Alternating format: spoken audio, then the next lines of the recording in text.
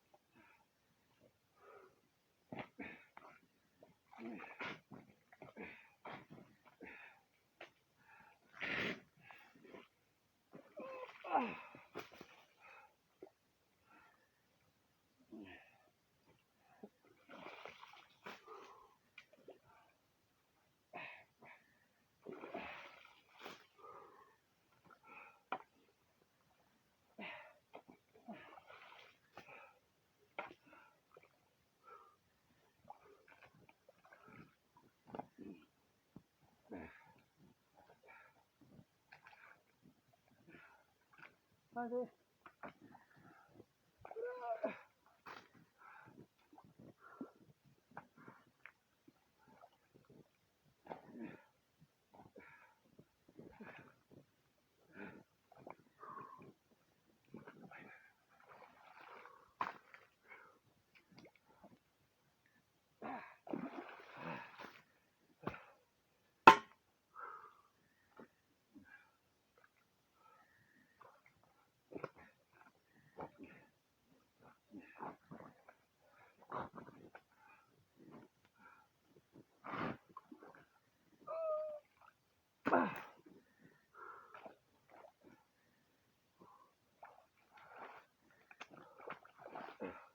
Daha yüksek yer var mı gülüm?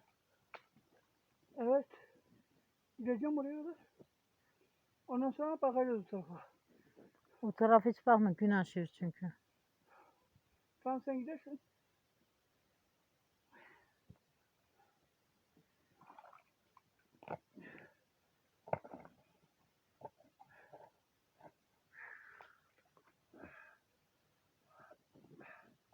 Hoppa.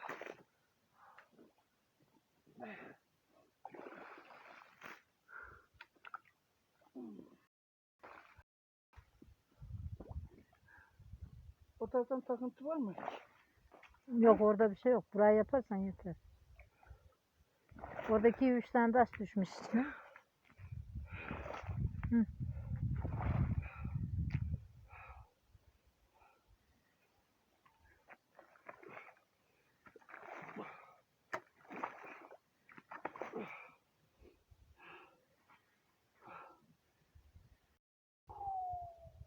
Takıntı yok kalan, baksana. Olsun. Buradan biraz. Şöyle hafif hafif. Al al al.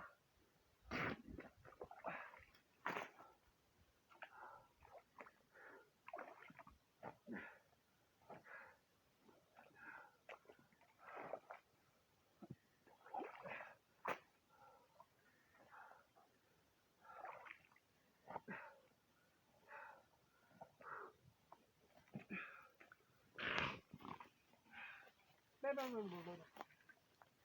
Ne oldu? Tamam.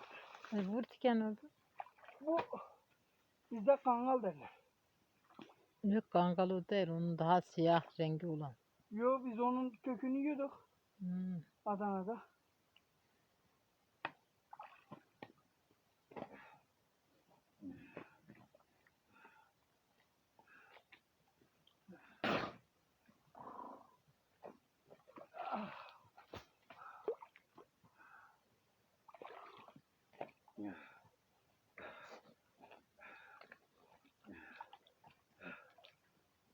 Kameraya mı alayım?